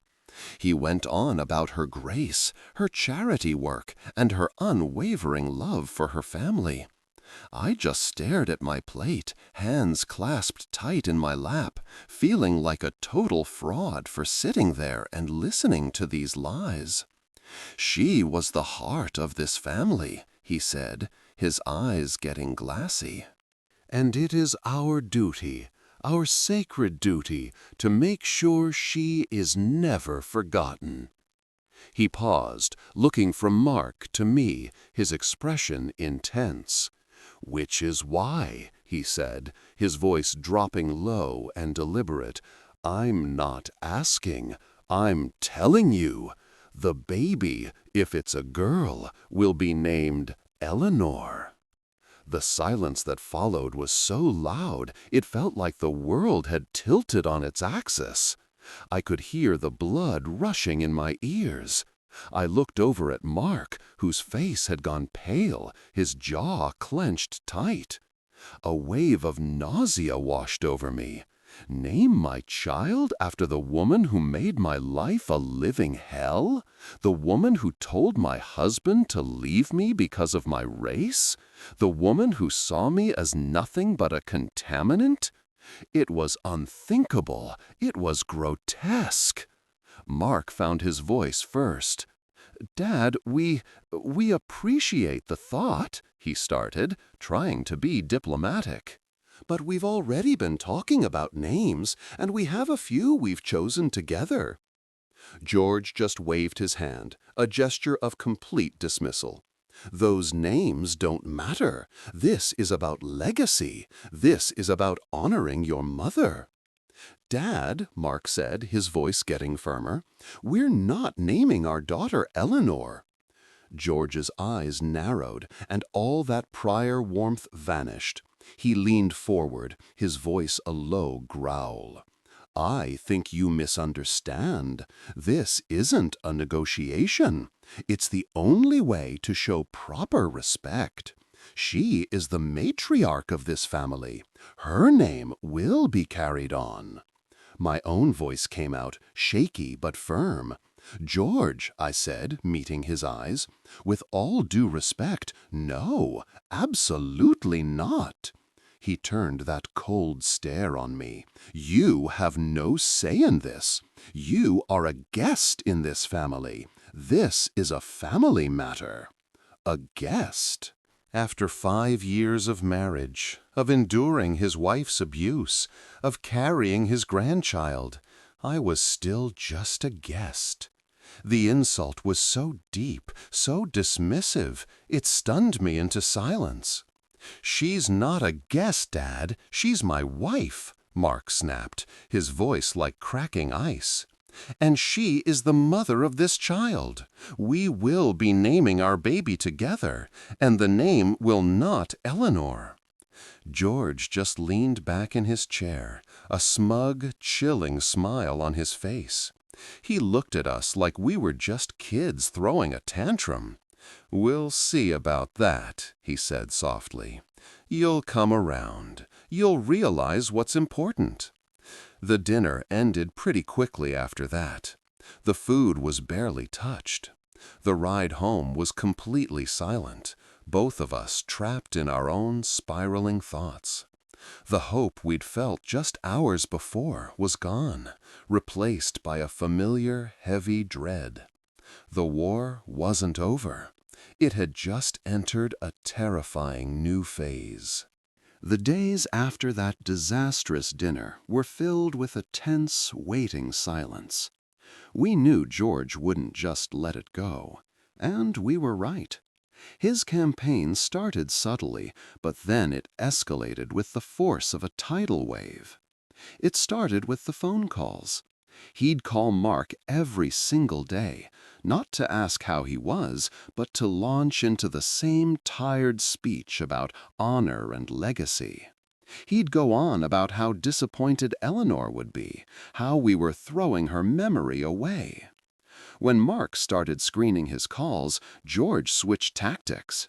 He began texting, long, rambling paragraphs that would pop up on Mark's phone at all hours. Your child deserves a strong family name, not some trendy nonsense. You are letting your wife's fleeting feelings destroy generations of tradition. A name is the first gift you give a child. Don't give her one that shames her heritage. When attacking Mark directly didn't work, he weaponized the rest of the family.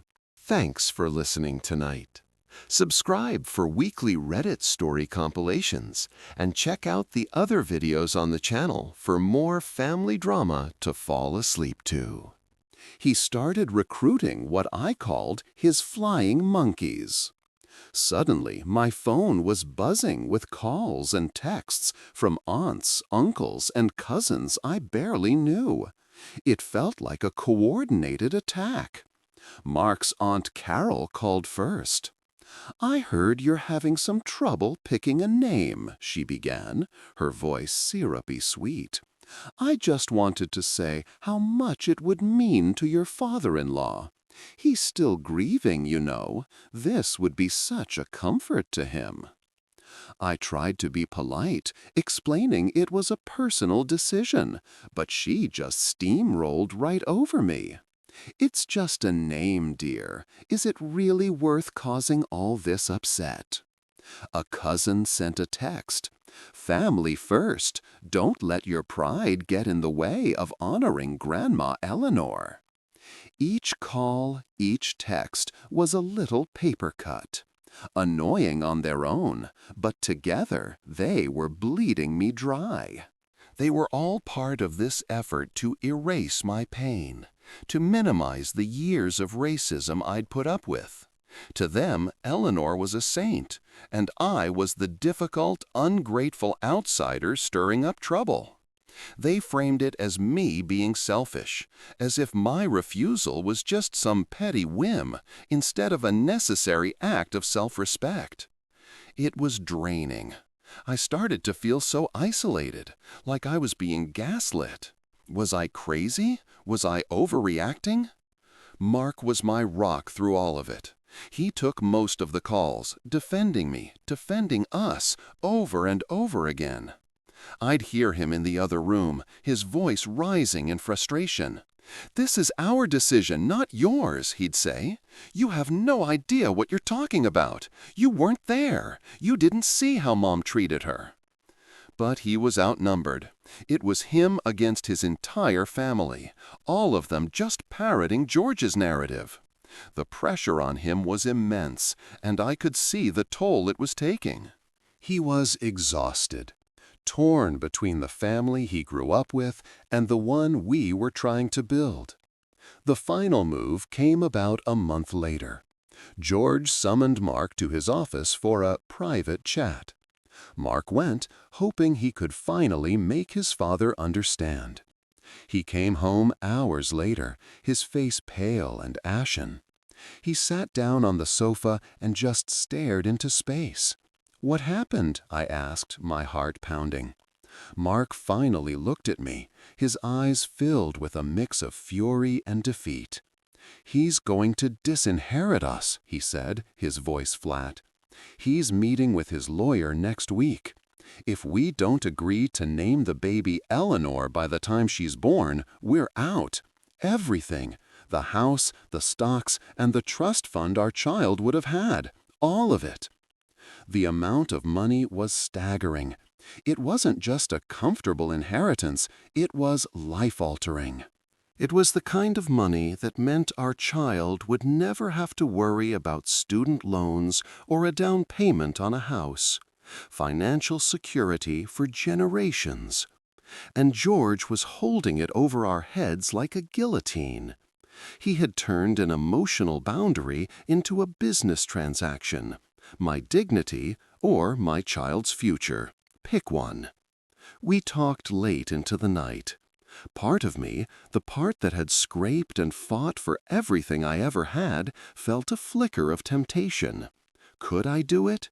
Could I stomach naming my daughter after my tormentor for that kind of security? The thought made me feel physically sick. It felt like selling a piece of my soul. Mark was resolute. "We're not doing it," he said, taking my hand. "It's not happening. I don't care about the money. I will not let him bully you, and I will not name our daughter after someone who hurt you so much. We'll be fine without it." I loved him so much in that moment, but I also knew this wasn't just his decision. That money was meant for our child. Denying her that future felt like I was already failing as a mother. George's tactic was brilliant in its cruelty. He had found our weakest point, our desire to give our child the best life possible, and he was pressing down on it with all his might. The next day, I was scrolling through my phone, deleting old files, and I came across a folder. Recordings. My heart stopped. I hadn't listened to them in years. I pressed play, and there it was, Eleanor's voice, cold and sharp, filling my quiet living room. "Marry someone from his own kind. Dilute the bloodline." Hearing it again didn't bring pain. It brought clarity. It was a vial of pure, uncut truth in a world of lies. This wasn't about my fleeting feelings, as George put it. This was about documented bigotry. And that's when I knew. George thought he was playing chess, moving all his pieces to checkmate us. He didn't know I was holding a card that could flip the entire board. I really didn't want to use it. The idea of deploying something so ugly in a family war felt like a nuclear option. But he was threatening our family, our integrity. He was trying to force me to honor my own abuser. He had left me no other choice. This wasn't about money anymore. It was about the truth, and I was holding the only proof of it that was left. The final showdown felt inevitable, like the last scene of a tragedy written years ago. George, in his infinite arrogance, decided it had to happen on his turf, by his rules. He sent a curt, formal email to me, Mark, and Mark's younger sister, Chloe. "Family meeting. My house, Sunday at 2 p.m. We will resolve this matter once and for all." He was trying to frame it as a mediation, but we knew it was a public execution. He wanted an audience for our surrender. Chloe was the wild card. She's 10 years younger than Mark and was away at college for most of the years of Eleanor's worst behavior. She loved her mom, but she also has a strong sense of justice and adores Mark. She'd mostly stayed out of it, telling both sides it was our personal decision. George probably thought her being there would make him look legitimate, or that he could sway her to his side to help pressure us. We walked into that house on Sunday feeling like we were walking into the lion's den. The air in the living room was thick with resentment. George was sitting in his favorite oversized leather armchair, his throne, ready to pronounce judgment. Chloe was perched nervously on the edge of the sofa, wringing her hands. She gave us a weak, sympathetic smile as we sat down across from her. George didn't waste any time. He launched straight into his closing argument. He talked about legacy, about how a family is a chain, and Eleanor was the strongest link. He talked about her supposed kindness, her generosity, and her all-encompassing love. He was delivering a eulogy for a saint I'd never met. "She was the most welcoming, loving woman I have ever known," he declared, his voice booming. "She accepted everyone into this family with open arms. To deny her this small honor, to refuse her name to her first grandchild, is a slap in the face. It is the ultimate disrespect, not just to her memory, but to this entire family." Every word was a lie, another brick in the wall of his delusion. And I had had enough. My blood was boiling, but when I spoke, my voice was eerily calm. "That's not true, George," I said quietly. He stopped mid-sentence. "What did you say?" he asked, his eyes narrowing. "That's not the woman I knew," I repeated, a little stronger now. "The woman I knew wasn't welcoming. She did not accept me. She spent 5 years trying to get my husband to leave me because of my race." George's face turned a dangerous shade of purple. "How dare you?" he hissed. "How dare you come into my house and slander my wife? You are a liar. You are ungrateful. You have been poisoning my son against his own mother since the day you met him." Chloe gasped, looking between me and her father. "Dad, that's enough!" "No, it's not enough," George roared, struggling to his feet. He pointed a trembling finger at me. "You will not disrespect her. You will agree right now to name your child Eleanor. And if you do not, you will leave this house, and you will get nothing. You will be cut off, completely and forever." The ultimatum just hung there in the air, heavy and toxic. The room was silent except for his heavy breathing. I looked at Mark. He gave me a subtle, determined nod. He was with me. It was time. I took a slow, deep breath. "George, you're right about one thing," I said, my voice perfectly steady. "My words don't mean anything to you. It's my word against your perfect memory of her. It's not a fair fight." I reached into my bag and took out my phone. "So why don't we stop listening to me? Why don't we listen to Eleanor herself?" George stared at the phone in my hand, confused. Chloe leaned forward, her brow furrowed. I pressed play. And then Eleanor's voice filled the room. It was from that phone call, 2 years before she died. Her voice was sharp, brittle, and full of cold fury. "I don't understand why you are still with her, Mark. I raised you better than this. She is not our kind. She doesn't belong." George froze, his mouth hanging slightly open. The recording continued. "Think of our family, our bloodline. What will people say? You are my son, and you should have married someone from your own kind, someone who understands our values, not this outsider who is only after your money." Chloe let out a small, strangled sob. She clapped her hand over her mouth, her eyes wide with horror as she stared at her father. But the worst was still coming. "I told you to end it before it was too late. She will never fit in. She will never be one of us. And I will never, ever accept her as a true member of this family." I pressed stop. The silence that fell on the room was absolute. It was heavier than any argument, louder than any shout. It was the sound of a carefully built world shattering into a million pieces. George just stood there, motionless, his face completely drained of color. He looked like he'd been turned to stone. The booming patriarch was gone, replaced by a frail old man who had just been confronted by a ghost. He opened his mouth, but nothing came out.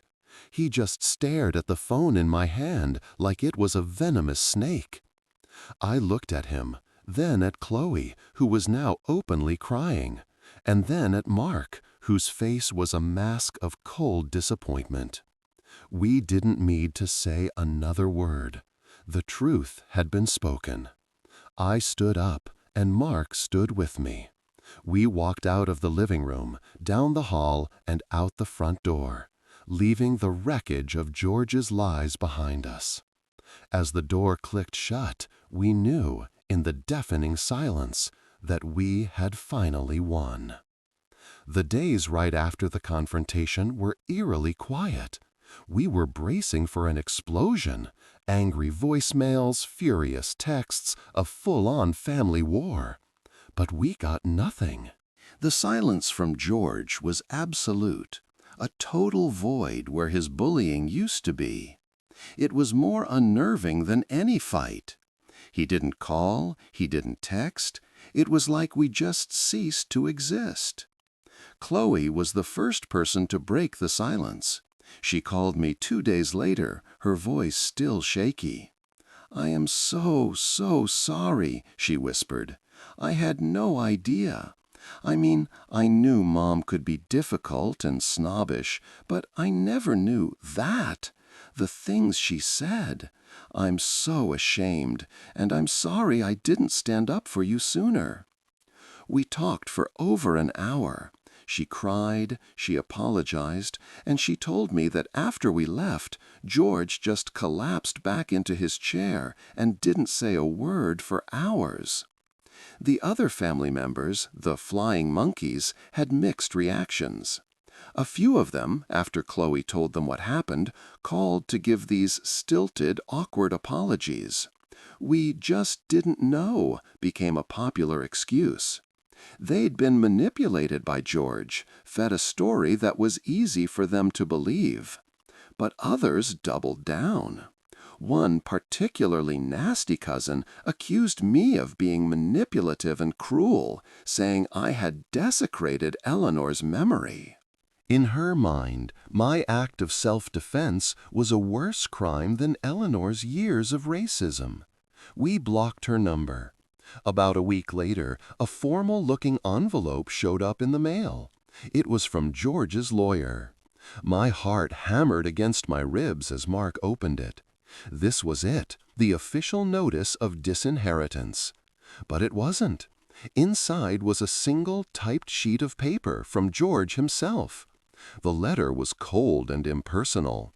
It read, "I have been forced to reconsider my position. The matter of the name is dropped. The terms of my will remain unchanged at this present time." That was it. No apology, no remorse, no acknowledgement of the pain he caused or the lies he told.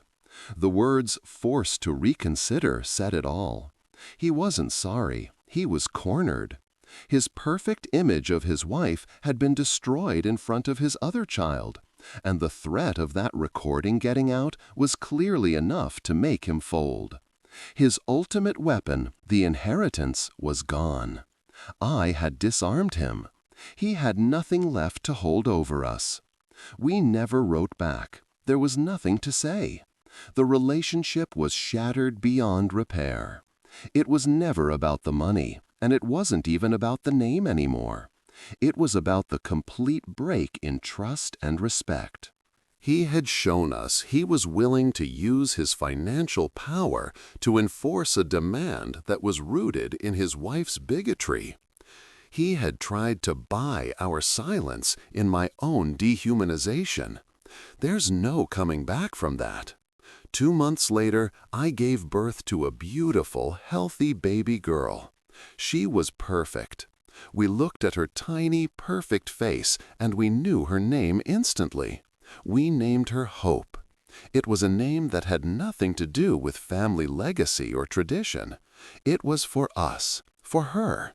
It represented everything we had fought for, a future free from the poisons of the past. It was our own legacy, a new beginning. We are now no contact with George. He has sent a few gifts for Hope, which we've donated. He's tried to reach out through Chloe, but we've made it clear that we're not interested in a relationship built on a foundation of lies and manipulation. Mark grieves for the father he thought he had, but he stands firm in his decision to protect our new family. Our lives are quieter now and so much more peaceful. We have our daughter, we have each other, and we have our integrity. Some things, we've learned, are worth more than any inheritance. So, that's the story. It was a long, painful road. But looking at my daughter now, I know we made the right choice.